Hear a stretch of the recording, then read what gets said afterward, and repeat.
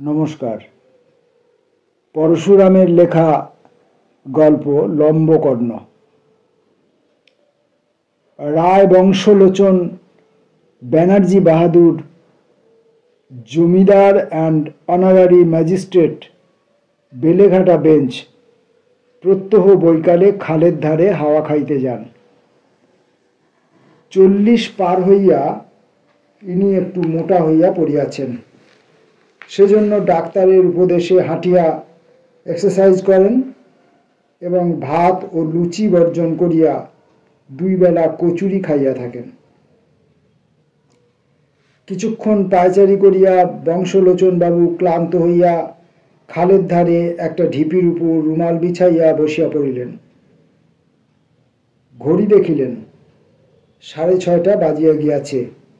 জ্যৈষ্ঠ মাসের শেষ। শিলনে মনসুন পৌঁছিয়াছে। এখানেও যে কোনো দিন হঠাৎ ঝড় জল হওয়া বিচিত্র নয়। বংশলোচন উঠিবার জন্য প্রস্তুত হইয়া হাতের বর্মা চুরুটে একবার জোরে টান দিলেন। এমন সময় বোধ হইল কে যেন পিছু হইতে তাহার জামার প্রান্ত ধরিয়া টানিতেছে এবং মিহি সুরে বলিতেছে,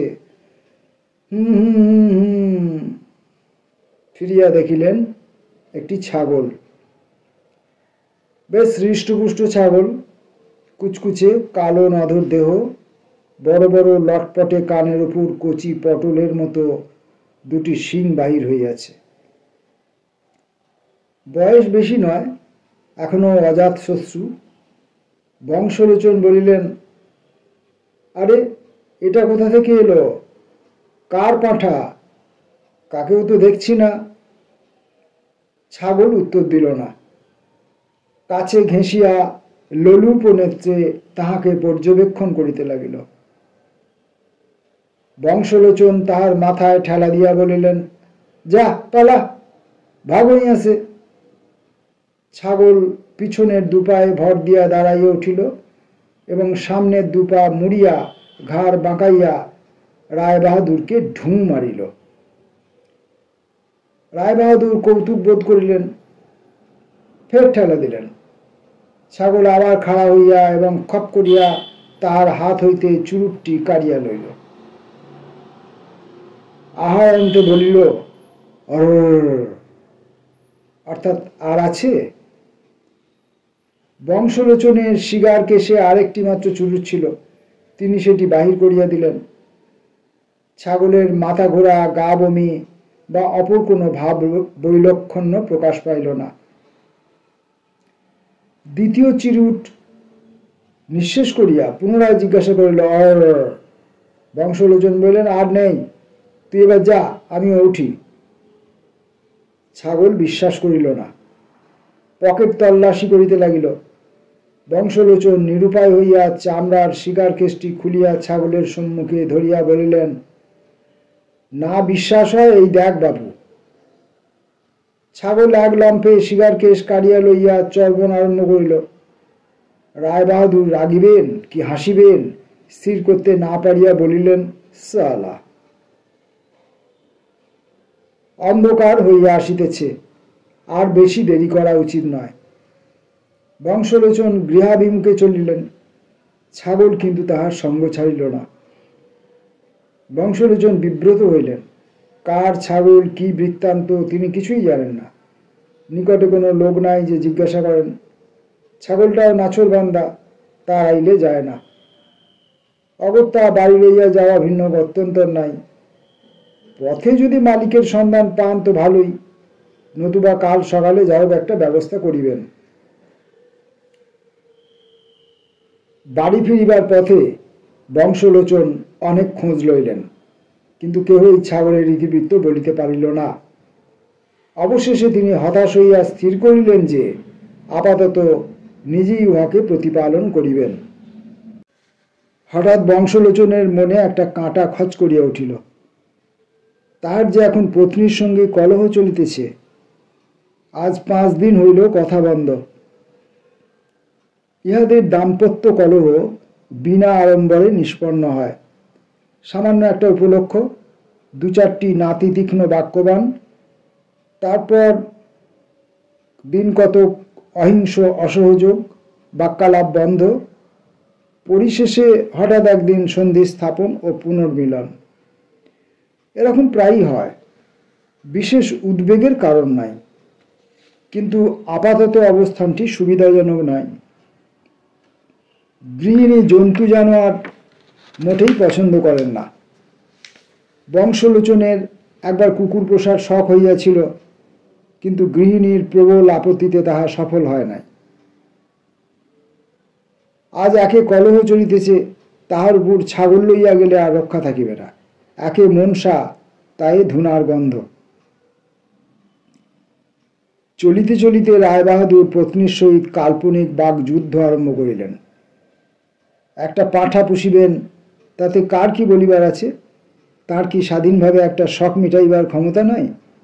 তিনি একজন মান্যগণ্য সম্ভ্রান্ত ব্যক্তি, বেলেঘাটা রোডে তাহার প্রকাণ্ড অট্টালিকা, বিস্তর ভূসম্পত্তি। তিনি একজন খেতাবধারী অনারারি হাকিম, 50 টাকা পর্যন্ত জরিমানা, 1 মাস পর্যন্ত জেল দিতে পারেন। তাহার কিসের দুঃখ, কিসের নার্ভাসনেস? বংশলোচন বারবার মনকে প্রবোধ দিলেন, তিনি কাহারও তোয়াক্কা করিবেন না।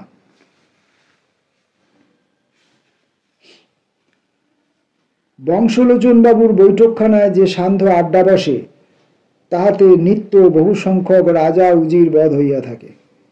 লাট সাহেব, সুরেন বাড়ুজ্জে, মোহনবাগান, পরমার্থ তত্ত্ব, প্রতিবেশী অধর বুড়োর শ্রাদ্ধ, আলিপুরের নতুন কুমির, কোনো প্রসঙ্গই বাদ যায় না।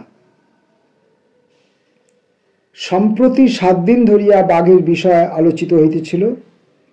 এই সূত্রে গত করল বংশলোচনের শ্যালক নগেন এবং দূর সম্পর্কের ভাগিনেয় উদয়ের মধ্যে হাতাহাতির উপক্রম হয়। অন্যান্য সভ্য অনেক কষ্টে তাহাদিগকে নিরস্ত করেন। বংশলোচনের বৈঠকখানা ঘরটি বেশ বড় ও সুসজ্জিত, অর্থাৎ অনেকগুলি ছবি, আয়না, আলমারি, চেয়ার ইত্যাদি জিনিসপত্রে ভর্তি। প্রথমেই নজরে পড়ে একটি কার্পেটে বোনা ছবি, কালো জমির উপর আসমানি রঙের বিড়াল। যুদ্ধের সময় বাজারে সাদা পশম ছিল না, সুতরাং বিড়ালটির এই দশা হইয়াছে।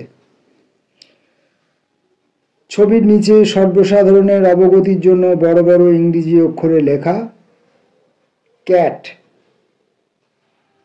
তার নিচে রচয়িত্রীর নাম মানিনী দেবী, ইনি গৃহকর্ত্রী। ঘরের অপর দিকের দেওয়ালে একটি রাধাকৃষ্ণের তৈলচিত্র। কৃষ্ণ রাধাকে লইয়া কদমতলায় দাঁড়াইয়া আছেন। একটি প্রকাণ্ড সাপ তাহাদিগকে পাক দিয়া পিষিয়া ফেলিবার চেষ্টা করিতেছে, কিন্তু রাধাকৃষ্ণের ভ্রুক্ষেপ নয়, কারণ সাপটি বাস্তবিক সাপ নয়, ওঙ্কার মাত্র। তাছাড়া কতগুলি মেমের ছবি আছে। তাদের অঙ্গে সিল্কের ব্রাহ্ম শাড়ি এবং মাথায় কালো সুতোর আলুলায়িত পরচুলা, ময়দার কাই দিয়া আঁটিয়া দেয়া হইয়াছে। কিন্তু ইহাতেও তাহাদের মুখের দুরন্ত মেম মেম ভাব ঢাকা পড়ে নাই, সেজন্য জোর করিয়া নাক বিঁধাইয়া দেয়া হইয়াছে।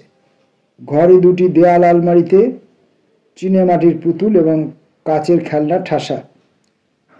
উপরের শুইবার ঘরের চাবিটি আলমারি বোঝাই হইয়া যাহা বাড়তি হইয়াছে, তাহাই নিচে স্থান পাইয়াছে। ইহা ভিন্ন আরও নানা প্রকার আসবাব, যথা রাজারানীর ছবি, রায়বাহাদুরের পরিচিত ও অপরিচিত ছোট বড় সাহেবের ফটোগ্রাফ, গিল্টির ফ্রেমে বাঁধানো আয়না, অ্যালম্যানাক ঘড়ি, রায়বাহাদুরের সনদ, কয়েকটি অভিনন্দনপত্র ইত্যাদি আছে। আজ যথাসময়ে আড্ডা বসিয়াছে। বংশলোচন এখনো বেড়াইয়া ফেরেন নাই। তাহার অন্তরঙ্গ বন্ধু বিনোদ উকিল ফরাসের উপর তাকিয়া ঠেস দিয়া খবরের কাগজ পড়িতেছেন। বৃদ্ধ কেদার চাটুর্যে মহাশয় হুঁকা হাতে ঝিমাইতেছেন। নগেন ও উদয় অতি কষ্টে ক্রোধ রুদ্ধ করিয়া ওত পাতিয়া বসিয়া আছে, একটা ছুতা পাইলেই পরস্পরকে আক্রমণ করিবে। আর চুপ থাকতে না পারিয়া উদয় বলিল, যাই বলো, বাঘের মাপ কখনোই ল্যাজ শুদ্ধ হতে পারে না, তাহলে মেয়ে ছেলেদের মাপ ও চুল শুদ্ধ হবে না কেন?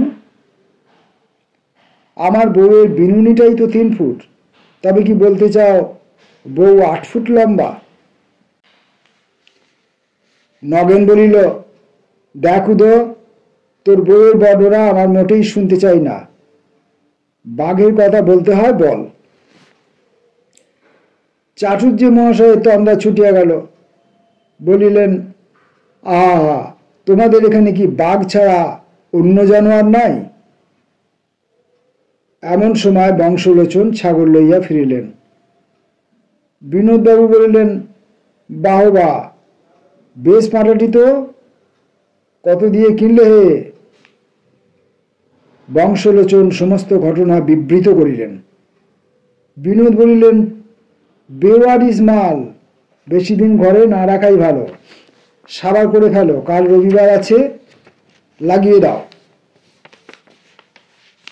চাটুর্য মশাই ছাগলের পেট টিপিয়া বলিলেন, দিব্যি পুরুষ্টু পাঁটা, খাসা কালিয়া হবে। নগেন ছাগলের উরু টিপিয়া বলিল, হাড়ি কাবাব, একটু বেশি করে আদা বাটা আর পেঁয়াজ। উদয় বলিল, ওহ, আমার বউ ऐसा গুলি কাবাব করতে জানে। নগেন ভ্রুকুটি করিয়া বলিল, উদয় আবার? বংশলোচন বিরক্ত হইয়া বলিলেন, তোমাদের কি জন্তু দেখিলেই খেতে ইচ্ছে করে? একটা নিরীহ অনাথ প্রাণী আশ্রয় নিয়েছে, তা কেবল কালিয়া আর কাবাব? ছাগলের সংবাদ শুনিয়া বংশলোচনের 7ম বর্ষীয়া কন্যা টেপি এবং সর্বকনিষ্ঠ পুত্র ঘেন্টু ছুটিয়া আসিল। ঘেন্টু বলিল, ও বাবা, আমি পাঁঠা খাবো, পাঁঠার বংশলোচন বলিলেন, যা যা, শুনে শুনে কেবল খাই খাই শিখছেন। ঘেন্টু হাত পা ছুড়িয়া বলিল, হ্যাঁ, আমি টুলি খাবো। টেপি বলিল, বাবা, আমি পাঁঠাকে পুষবো, একটু লাল ফিতে দাও না। বংশলোচন, বেশ তো, একটু খাওয়া দাওয়া করুক, তারপর নিয়ে খেলা করিস এখন। টেপি, পাঁঠার নাম কি বলো না?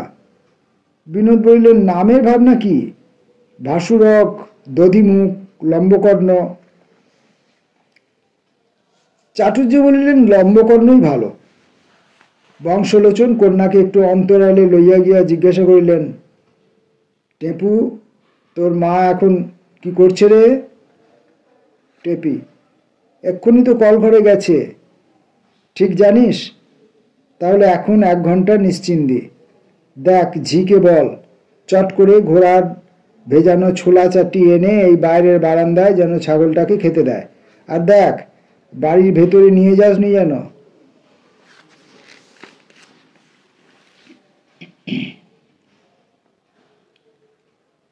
উৎসাহের আতিশয্যে টেপি পিতার আদেশ ভুলিয়া গেল। ছাগলের গলায় লাল ফিতা বাঁধিয়া টানিতে টানিতে অন্দরমহলে লইয়া গেল। ও মা, শিগগির এসো, লম্বকর্ণ দেখবে এসো। মানিনী মুখ মুছিতে মুছিতে স্নানের ঘর হইতে বাহির হইয়া বলিলেন, না মর, ওটাকে কে আনলো? দূর দূর, ও ঝি, ও বাতাসি, শিগগির ছাগলটাকে বার করে দে, ঝাঁটা মার। টেপি বলিল, বারে, ওকে তো বাবা এনেছে, আমি পুষবো। ঘেন্টু বলিল, ঘোড়া ঘোড়া খেলবো। মানিনি, খেলা বার করে দিচ্ছি। ভদ্রলোকে আবার ছাগল পোষে? বেরো বেরো, ও দরওয়ান, ও চুকন্দর সিং। হজুর বলিয়া হাঁক দিয়া চুকন্দর সিং হাজির হইল। শীর্ণ খর্বাকৃতি বৃদ্ধ, গালপাট্টা দাড়ি, পাকানো গোঁপ, জাঁকালো গলা এবং ততোধিক জাঁকালো নাম। ইহারই জোরে সে চোট্টা এবং ডাকুর আক্রমণ হইতে দেউড়ি রক্ষা করে। অন্দরের মধ্যে হট্টগোল শুনিয়া রায়বাহাদুর বুঝিলেন যুদ্ধ অনিবার্য। মনে মনে তাল ঠুকিয়া বাড়ির ভেতর আসিলেন। গৃহিণী তাহার প্রতি দৃকপাত না করিয়া দারোয়ানকে বলিলেন, ছাগলটাকে আবি নিকাল দাও, একদম ফটকের বাইরে, নেই তো এক্ষুনি ছিষ্টি নোংরা করে ছাড়েগা। চুকন্দর বলিল, বহুত আচ্ছা। বংশলোচন পাল্টা হুকুম দিলেন, দেখো চুকন্দর সিং, এই বকরি গেটের বাইরে জাগা তো তোমার নকরি ভি ভাগা। চুকন্দর বলিলেন, বহুত আচ্ছা। মানিনী স্বামীর প্রতি একটি অগ্নিময় নয়নবাণ হারিয়া বলিলেন, হালা টেপি হতচ্ছাড়ি, রাত্রির হয়ে গেল, গিলতে হবে না? থাকিস তুই ছাগল নিয়ে, কাল যাচ্ছি আমি হাটখোলায়। হাটখোলায় গৃহিণীর পিত্রালয়। বংশলোচন বললেন, টেপু ঝিকে বলে দে বৈঠকখানা ঘরে আমার শোবার বিছানা করে দেবে, আমি সিঁড়ি ভাঙতে পারি না। আর দেখ, ঠাকুরকে বল আমি মাংস খাবো না, শুধু খান কত কচুরি, একটু ডাল আর পটল ভাজা।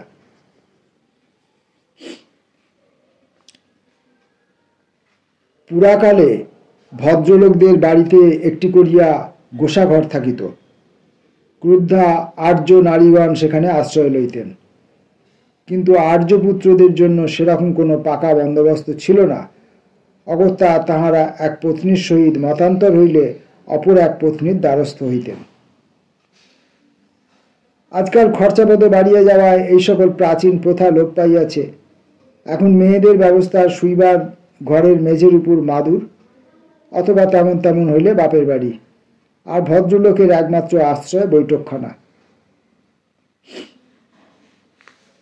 আহারান্তে বংশলোচন বৈঠকখানা ঘরে একাকী শয়ন করিলেন।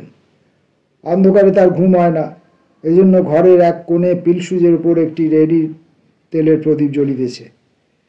কিছুক্ষণ এপাশ ওপাশ করিয়া বংশলোচন উঠিয়া ইলেকট্রিক লাইট জ্বালিলেন এবং একখানি গীতা লইয়া পড়িতে বসিলেন।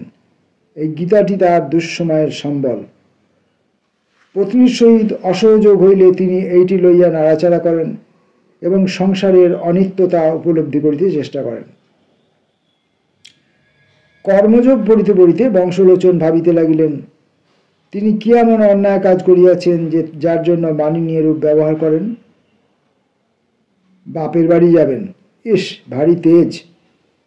তিনি ফিরাইয়া আনিবার নামটি করিবেন না, যখন গরজ হইবে আপনিই ফিরিবে। গৃহিণী শখ করিয়া যেসব জঞ্জাল ঘরে পড়েন তা তো বংশলোচন নীরবে বরদাস্ত করেন। এই তো সেদিন 15টা জলচৌকি, 23টা বঁটি, 250 টাকার খাগড়াই বাসন কেনা হইয়াছে, আর দোষ হইল কেবল ছাগলের বেলায়। যত সব। বংশলোচন গীতাখানি সরাইয়া রাখিয়া আলোর সুইচ বন্ধ করিলেন এবং ক্ষণকাল পরে নাসিকা ধ্বনিতে ঘুমাইয়া পড়িলেন। লম্বকর্ণ বারান্দায় শুইয়া রোমন্থন করিতেছিল।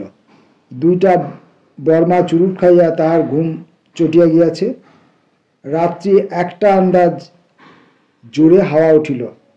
ঠান্ডা লাগায় সে বিরক্ত হইয়া উঠিয়া পড়িল। বৈঠকখানা ঘর হইতে মিটমিটে আলো দেখা যাইতেছে। লম্বকর্ণ তাহার বন্ধন রজ্জু চিবাইয়া কাটিয়া ফেলিল এবং দরজা খোলা পাইয়া নিঃশব্দে বৈঠকখানায় প্রবেশ করিল।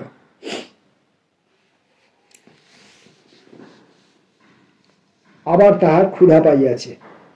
ঘরের চারিদিকে ঘুরিয়া একবার তদারক করিয়া লইল। ফরাসের এক কোণে একগোছা খবরের কাগজ রইয়াছে। চিবাইয়া দেখিল অত্যন্ত নিরস। অগত্যা সে গীতার 3 অধ্যায় উদয়স্ত করিল। গীতা খাইয়া গলা শুকাইয়া গেল। একটা উঁচু তেপায়ার উপর এক কুজো জল আছে, কিন্তু তাহার নাগাল পাওয়া যায় না। লম্বকর্ণ তখন প্রদীপের কাছে গিয়া রেড়ির তেল চাখিয়া দেখিল, বেশ সুস্বাদু। ঢক ঢক করিয়া সবটা খাইয়া লইল। প্রদীপ নিবিল। বংশলোচন স্বপ্ন দেখিতেছিলেন সন্ধি স্থাপন হইয়া গিয়াছে। হঠাৎ পাশ ফিরিতে তাহার একটা নরম গরম স্পন্দনশীল স্পর্শ অনুভব হইল। নিদ্রা বিজড়িত স্বরে বলিলেন, কখন এলে? উত্তর পাইলেন, হুলস্থুল কাণ্ড, चोर चोर बाघ है, ए चुकंदर सिंह जल्दी आओ, नगेन उदो शिगगिर आय, मेरे फेलले। चुकंदर तार मुंगेरी बंदुके बारूद भरिते लागिल। नगेन ओ उदय लाठी छाता टेनिस बैट जा पाइल ताहा लइया छुटिल। मानिनी व्याकुल हइया हाঁপাইতে हाঁপাইতে नामिया आसिलेन। बंशलोचन क्रमे प्रकृतस्थ हইলেন। लम्बकर्ण दुই এক ঘা मार खाइया ব্যা ব্যা करिते लागिल। बंशलोचन भाबिलेन बाघ बरঞ্চ भालो छिल। मानिनी भाबिलेन ठीक हয়েছে।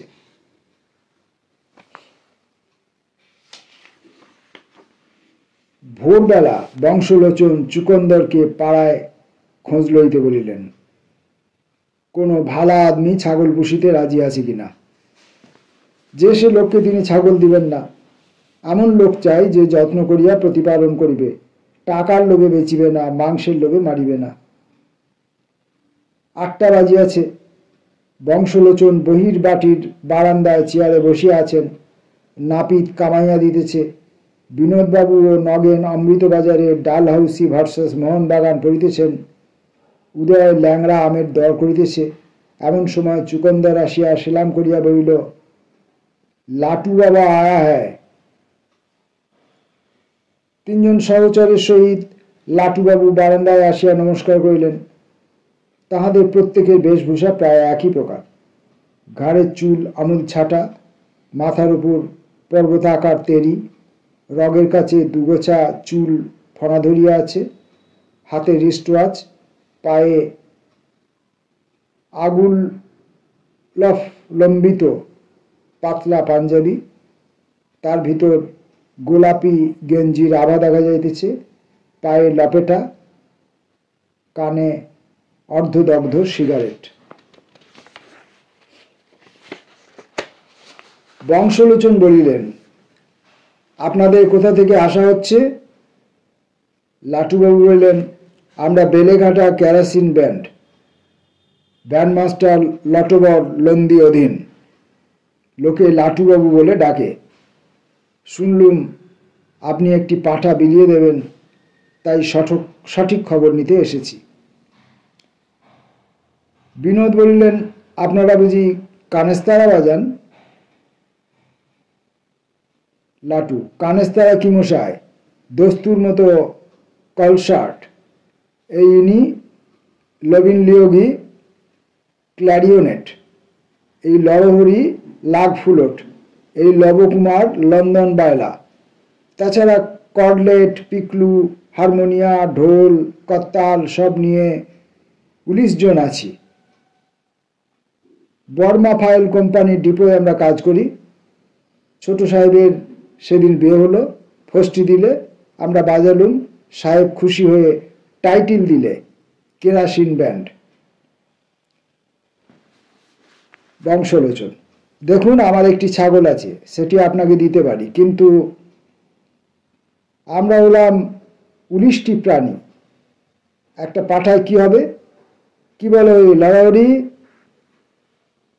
নরহরি, লস্যি লস্যি।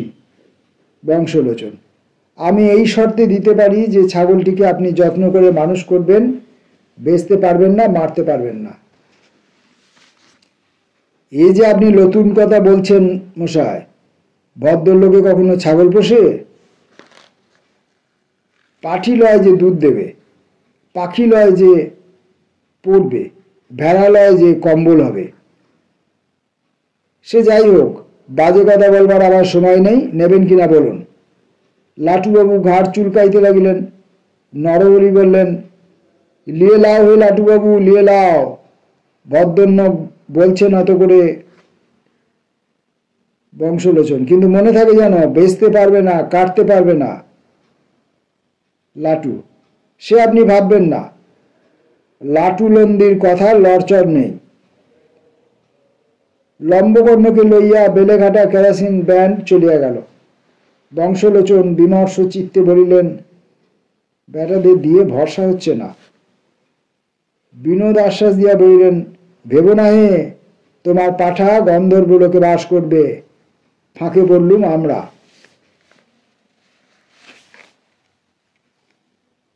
সন্ধ্যার সময় আড্ডা বসিয়াছে, আজও বাঘের গল্প চলিতেছে। চাটুর্যে মশাই বলিতেছেন, সেটা তোমাদের ভুল ধারণা। বাঘ বলে একটা ভিন্ন জানোয়ার নেই, ও একটা অবস্থার ফের, আরশোলা হতে যেমন কাঁচপোকা। আজই তোমরা ডারউইন শিখেছ, আমাদের ওসব ছেলেবেলা থেকেই জানা আছে। আমাদের রায়বাহাদুর ছাগলটা বিদেয় করে খুব ভালো কাজ করেছেন। কেটে খেয়ে ফেলতেন তো কথাই ছিল না, কিন্তু বাড়িতে রেখে বাড়তে দেওয়া। বংশলোচন একখানি নতুন গীতা লইয়া নিবিষ্ট চিত্তে অধ্যয়ন করিতেছেন। ন্যায়ং ভূত্তা ভবিতা বা ন ভূয়, অর্থাৎ কিনা আত্মা একবার লইয়া আর যে হইবে না তা নয়। অজ নিত্য, অজ কিনা ছাগলং। ছাগলটা যখন বিদায় হইয়াছে তখন আজ সন্ধি স্থাপনা হইলেও হইতে পারে। বিনোদ বংশলোচনকে বলিলেন, হে কৌন্তেয়, তুমি শ্রী ভগবানকে একটু থামিয়ে রেখে একবার চাটুর্য মশাইয়ের কথাটা শোনো, মনে বল পাবে। উদয় বলিল, আমি সেবার যখন সিমলে যাই। নগেন, মিছে কথা বলিস নে উদো, তোর দৌড় আমার জানা আছে লিলুয়া অব্দি। উদয়, বাহ, আমার দাদা শ্বশুর যে সিমলেই থাকেন, বউ তো সেখানেই বড় হয়, তাই তো রং অত। খবরদার উদো। চাটুর্যে, যা বলছিলুম শোনো। আমাদের মজিলপুরের চরণ ঘোষের এক ছাগল ছিল, তার নাম ভুটে। বেটা খেয়ে খেয়ে হলো ইয়া লাশ, ইয়া শিং, ইয়া দাড়ি। একদিন চরণের বাড়িতে ভোজ, লুচি, পাঁটার কালিয়া, এইসব। আচাবার সময় দেখি ভুটে পাঁটার মাংস খাচ্ছে।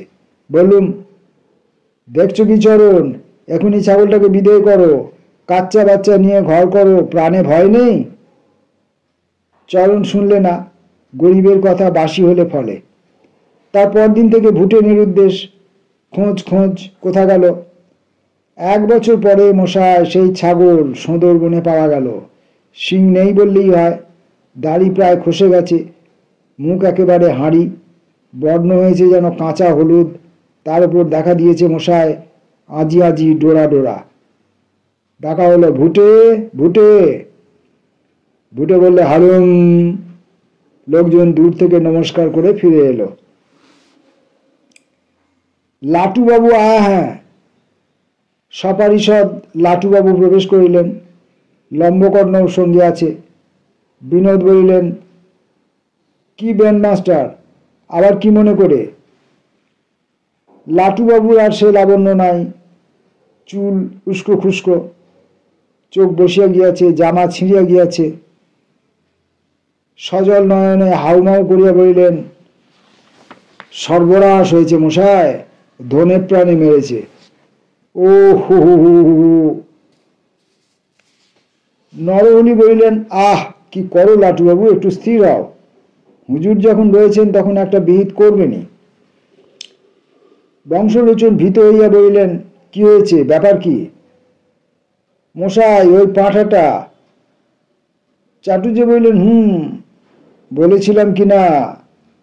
লাটু, ঢোলের চামড়া কেটেছে, বেলার তাঁত খেয়েছে, হারমোনিয়ামের চাবি সমস্ত চিবিয়েছে, আর আর আমার পাঞ্জাবির পকেট থেকে 90 টাকার লোট। ও হো হো হো হো।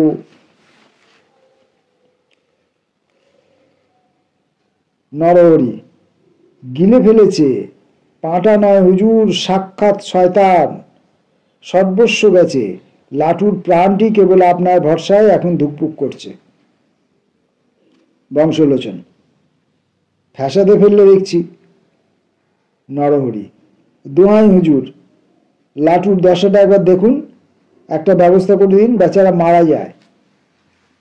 বংশলোচন ভাবিয়া বলিলেন, একটা জোলাপ দিলে হয় না? লাটুবাবু উচ্ছ্বসিত কণ্ঠে বলিলেন, মশাই, এই কি আপনার বিবেচনা হইল? মরছি টাকার শোকে, আর আপনি বলছেন জোলাপ খেতে?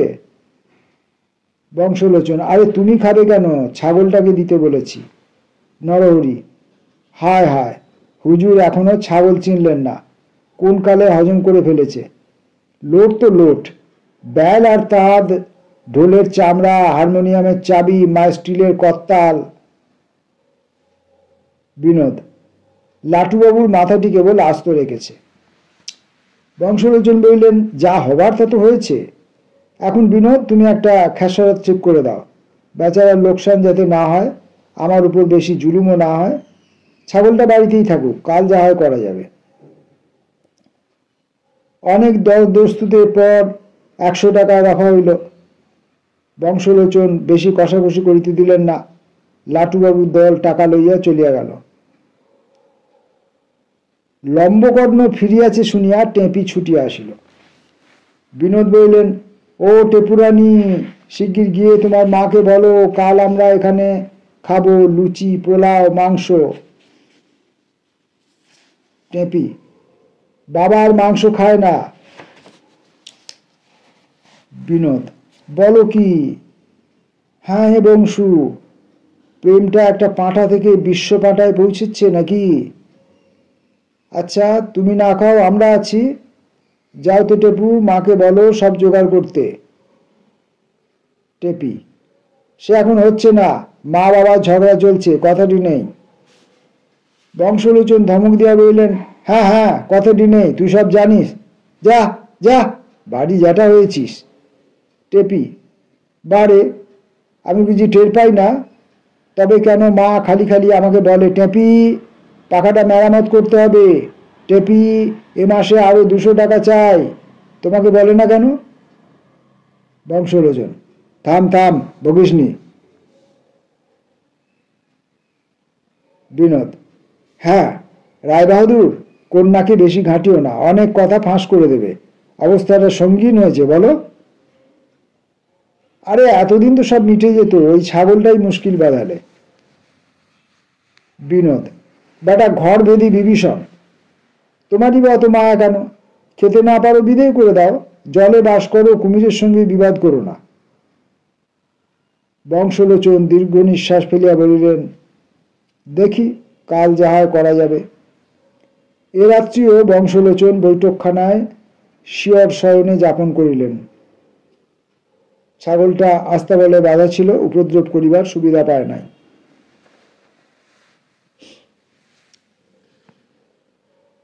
পরদিন বৈকাল 5:30টার সময় বংশলোচন বেড়াইবার জন্য প্রস্তুত হইয়া একবার এদিক ওদিক চাহিয়া দেখিলেন, কেহ তাহাকে লক্ষ্য করিতেছে কিনা।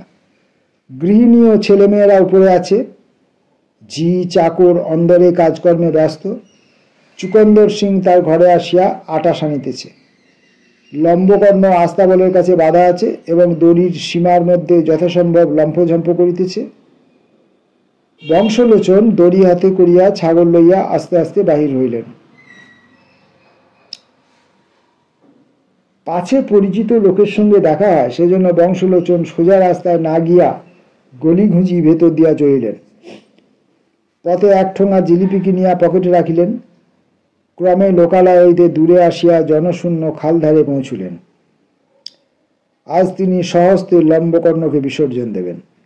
যেখানে পাইয়াছিলেন আবার সেখানেই ছাড়িয়া দেবেন, যা থাকে তার কপালে। যথাস্থানে আসিয়া বংশলোচন জিলিপির ঠোঙাটি ছাগলকে খাইতে দিলেন। পকেট হইতে 1 টুকরা কাগজ বাহির করিয়া লিখিলেন, এই ছাগল বেলেঘাটা খালের ধারে কুইয়া পাইয়াছিলাম, প্রতিপালন করিতে না পারায় আবার সেইখানেই ছাড়িয়া দিলাম। আল্লাহ, কালী, যিশু, দিব্য ইহাকে কেহ মারিবেন না। লেখার পর কাগজ ভাঁজ করিয়া ছোট টিনের কৌটোয় ভরিয়া লম্বকর্ণের গলায় ভালো করিয়া বাঁধিয়া দিলেন। তারপর বংশলোচন শেষবার ছাগলের গায়ে হাত বুলাইয়া আস্তে আস্তে সরিয়া পড়িলেন। লম্বকর্ণ তখন আহারে ব্যস্ত। দূরে আসিয়াও বংশলোচন বারবার পিছু ফিরিয়া দেখিতে লাগিলেন। লম্বকর্ণ আহার শেষ করিয়া এদিক ওদিক চাহিতেছে। যদি তাহাকে দেখিয়া ফেলে এখনই পশ্চাৎ ধাবন করিবে। এদিকে আকাশের অবস্থাও ভালো নয়। বংশলোচন জোরে জোরে চলিতে লাগিলেন। আর পারা যায় না, হাঁপ ধরিতেছে। পথের ধারে একটা তেঁতুল গাছের তলায় বংশলোচন বসিয়া পড়িলেন। লম্বকর্ণকে আর দেখা যায় না। এইবার তাহার মুক্তি। আর কিছুদিন দেরি হইলে জড়ভরতের অবস্থা হইত। এই হতভাগা কৃষ্ণের জীবকে আশ্রয় দিতে গিয়ে তিনি নাকাল হইয়াছেন। গৃহিণী তাহার উপর মর্মান্তিক রুষ্ট, আত্মীয় স্বজন তাহাকে খাইবার জন্য হাঁ করিয়া আছে। তিনি একা কাহাতক সামলাইবেন? হায় রে সত্যযুগ! যখন শিবি রাজা শরণাগত কপতের জন্য প্রাণ দিতে গিয়েছিলেন, মহিষীর ক্রোধ, সভাসদবর্গের বেয়াদবি কিছুই তাহাকে ভোগ করিতে হয় নাই। দ্রুম দুদ্দুর দুরু দর, আকাশে কে ট্যাঁটরা পিটিতেছে। বংশলোচন চমকিত হইয়া উপরে চাহিয়া দেখিলেন, অন্তরিক্ষের গম্বুজে এক পোঁচ সীসা রঙের অস্তর মাখাইয়া দিয়াছে। দূরে এক ঝাঁক সাদা বক জোরে পাখা চালাইয়া পালাইতেছে। সমস্ত চুপ, গাছের পাতাটি নড়িতেছে না। আসন্ন দুর্যোগের ভয়ে স্থাবর জঙ্গম হতভম্ব হইয়া গিয়াছে। বংশলোচন উঠিলেন, কিন্তু আবার বসিয়া পড়িলেন। জোরে হাঁটার ফলে তার বুক ধরফর করিতেছিল। সহসা আকাশ চির খাইয়া ফাটিয়া গেল। এক ঝলক বিদ্যুৎ, করাত। ফাটা আকাশ আবার বেমালুম জুড়িয়া গেল। ঈশান কোণ হইতে একটা ঝাপসা পর্দা তাড়া করিয়া আসিতেছে। তার পিছনে যা কিছু সমস্ত মুছিয়া গিয়াছে। সামনেও আর দেরি নেই। ওই এলো, ওই এলো। গাছপালা শিহরিত হইয়া উঠিল। লম্বা লম্বা তাল গাছগুলো প্রবল বেগে মাথা নাড়িয়া আপত্তি জানাইল। কাকের দল আর্তনাদ করিয়া উড়িবার চেষ্টা করিল, কিন্তু ঝাপটা খাইয়া আবার গাছের ডাল আঁকড়াইয়া ধরিল। প্রচণ্ড ঝড়, প্রচণ্ডতর বৃষ্টি। যেন এই নগণ্য ওই ঢিবি, এই ক্ষুদ্র কলিকাতা শহরকে ডুবাইবার জন্য স্বর্গের ৩৩ কোটি দেবতা সার বাঁধিয়া বড় বড় ভৃঙ্গার হইতে তোরে জল ঢালিতেছেন। মোটা নীরের জলধারা, তাহার ফাঁকে ফাঁকে ছোট ছোট ফোঁটা, সমস্ত শূন্য ভরাট হইয়া গিয়াছে।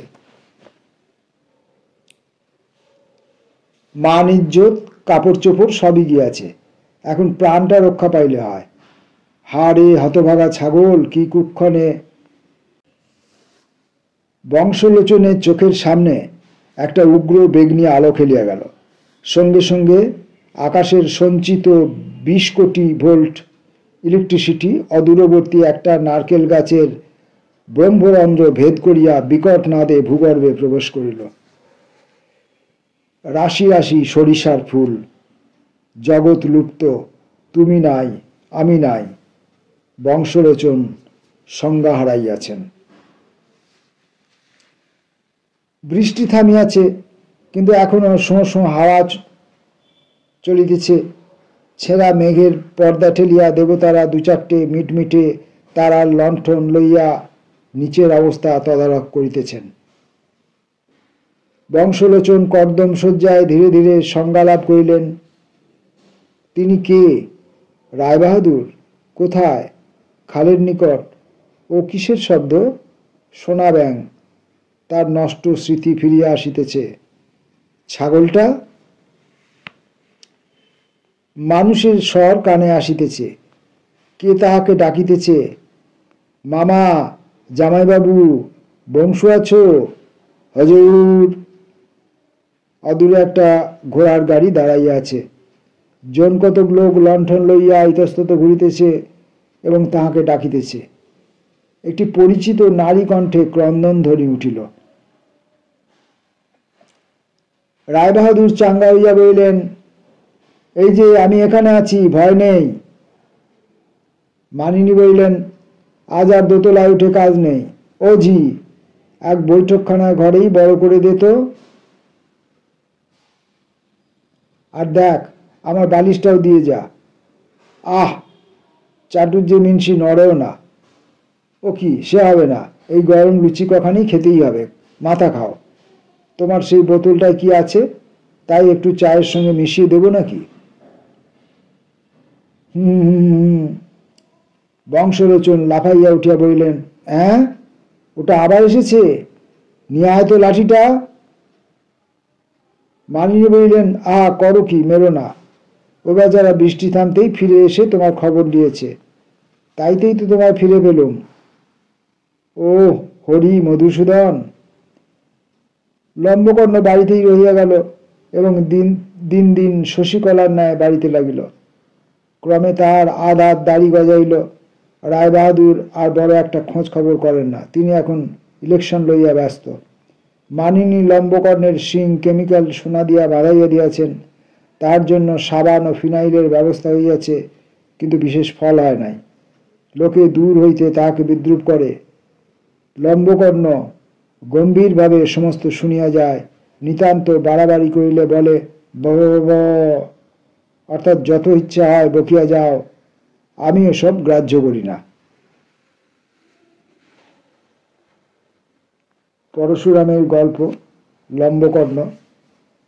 গল্পটি ভারতবর্ষ পত্রিকায় বাংলার 1331 সালের কার্তিক মাসে প্রকাশিত হয়েছিল, ইংরেজির 1924 সাল।